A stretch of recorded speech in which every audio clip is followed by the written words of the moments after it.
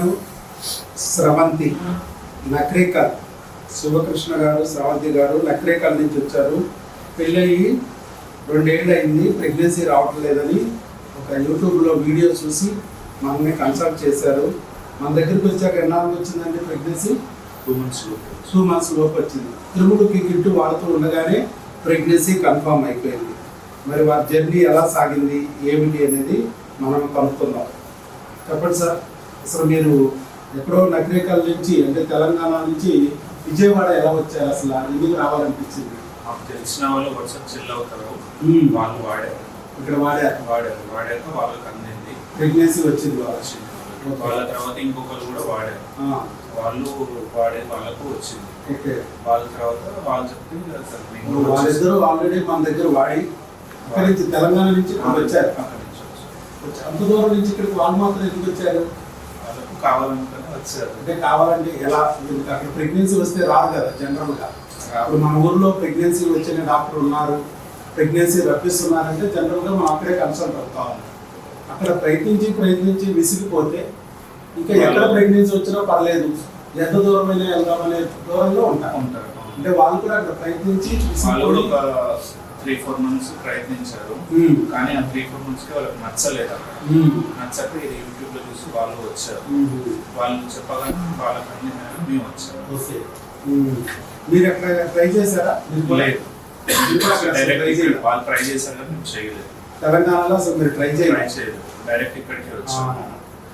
ఎందుకని? మరి మీకు చాలా దూరం కదా, యాక్చువల్గా లాంగ్ అవుతుంది. ఎన్ని కిలోమీటర్లు? 140 kilometers.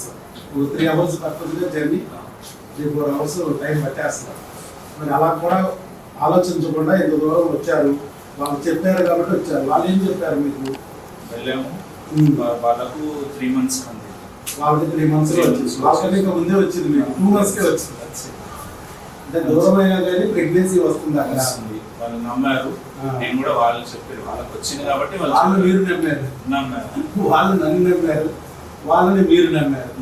మొత్తానికి ఇక్కడికి వచ్చి మీరు కూడా ఫలితం పొందారు, వాళ్ళిద్దరు పొందారు, ప్లస్ మీరు కూడా పొందారు. 2 months లోనే ప్రెగ్నెన్సీ వచ్చింది. అసలు బయట ఇప్పుడు వెళ్తుంటే డాక్టర్ దగ్గరికి వెళ్తుంటే మీకు వచ్చిన వాళ్ళు కూడా వాళ్ళు చాలా చోట్ల తిరిగి వచ్చారు.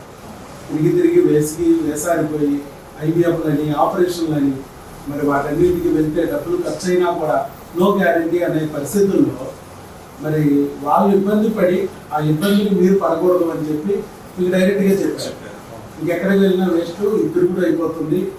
దానికన్నా మనకి ఒకసారి ఛార్జీలు మనకి కాదని మీరు వెళ్తే ఆయన రోజు తిరగాల్సిన అవసరం. మీరు అప్పుడు వచ్చారు, మళ్ళీ ప్రెగ్నెంట్ కన్ఫర్మ్ అయిన తర్వాత వచ్చారు, ఇప్పుడేం లేదు. మన మెడిసిన్ కొరియర్ ద్వారా పెట్టించుకున్నారు, వచ్చారు, బ్లడ్ టెస్ట్ చేయించుకున్నారు, మెడిసిన్ కొరియర్ ద్వారా పెట్టారు.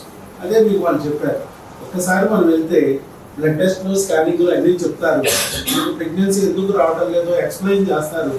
ఆ తర్వాత మన మందులు ఏమన్నా ఉంటే టెస్టులను బట్టి రిపోర్ట్లను బట్టి మందులు కొరియర్ పెడతారు.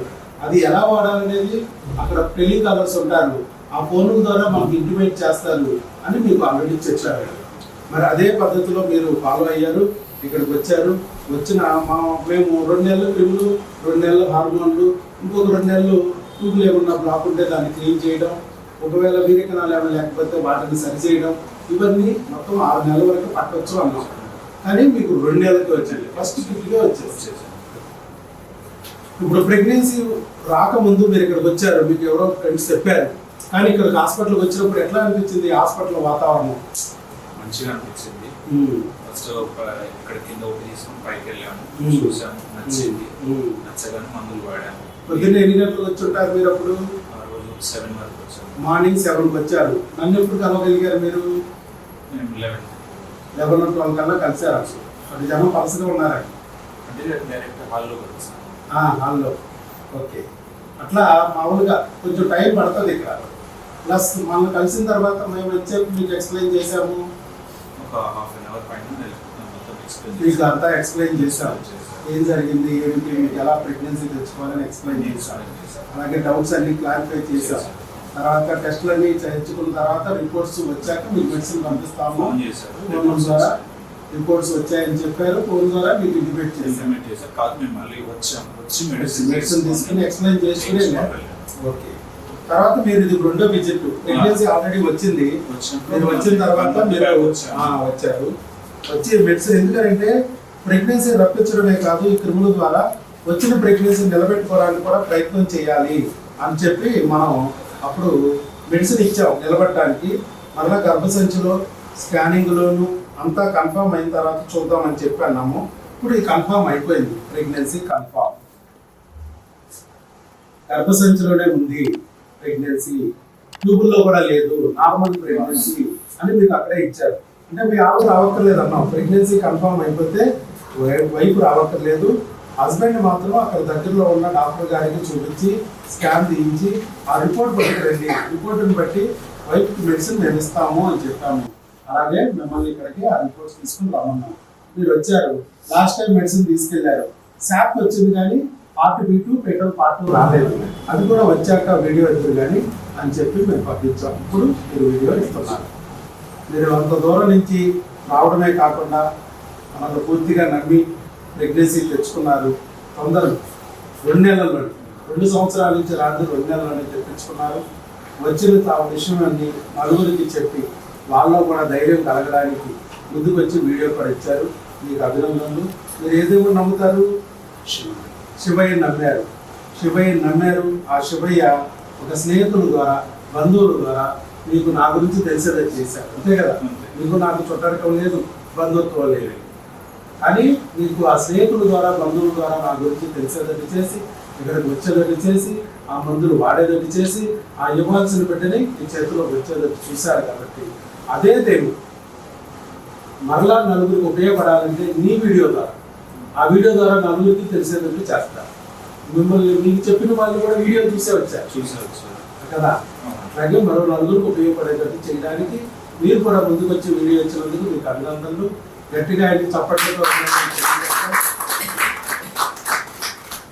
ఇది మీకు ఇక అప్పుడు ఫస్ట్ లో వచ్చినప్పుడు ఒక బుక్ ఇచ్చారు, మీరు అమ్మా నాన్న కాగలరు. ఇప్పుడు గర్భిణీ స్త్రీల ఆహారము ఆరోగ్యం, మీ ఆవిడ ఏం తినాలి, ఏం తినకూడదు, ఎలా జాగ్రత్తగా ఉండాలి, బిడ్డని ఎలా కాపాడుకోవాలి, ఇలాంటి విషయాలన్నీ ఈ బుక్ లో ఉంటాయి.